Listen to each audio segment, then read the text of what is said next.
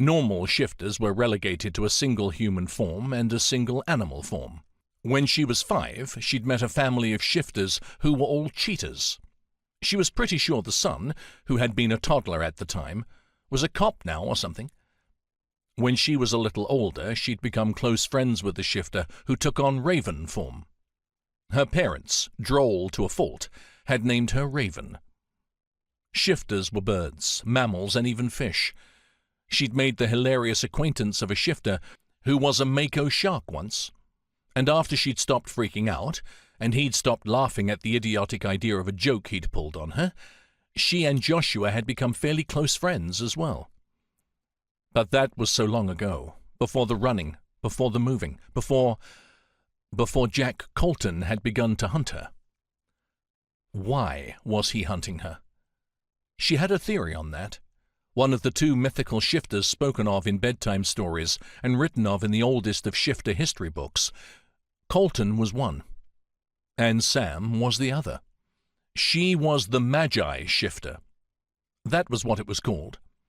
A legendary creature capable not only of becoming any animal it wished, but of becoming mythical animals, such as unicorns, mermaids, or one of Sam's personal favorites, the phoenix. The Magi shifter was supposed to come with a powerful guardian, someone to protect it from the hatred and violence of a world that would otherwise see it extinct. But Sam was alone in this life. Every story had its embellishments, and she supposed that was one of hers. Over the years, she'd done a fair amount of research on the Doppel shifter and the Magi shifter. She'd wanted to know if what she'd learned in rumor was true. She wanted to know about one thing in particular, one very important detail that might help explain why she had been running for 20 years. Was it really the case that the Doppel shifter and the Magi shifter were, for lack of a better word, soulmates, 2 halves of the same being? It was said that the Doppel shifter was the mind of the beast, and the Magi shifter the heart. The story was that once, long ago, before mammals walked the land and monsters swam the seas, the world was lonely. It wanted a companion, one that would fill its plains and mountains with movement and its waters with color. So it created the shifter.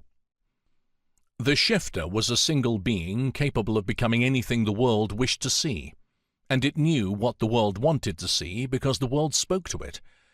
It was a wordless communication through which the shifter recognized the wants and desires of the world and acted accordingly. The world was happy. The shifter was happy. But time moved through the universe and brushed past the world on his way. As it did, the face of the world changed, and the effect was so violent, the shifter was torn in 2. Each half was thrown to opposite ends of the world, where they became shifters of their own. Now disconnected from one another, they searched for their other halves and wandered the once more motionless lands and colorless seas,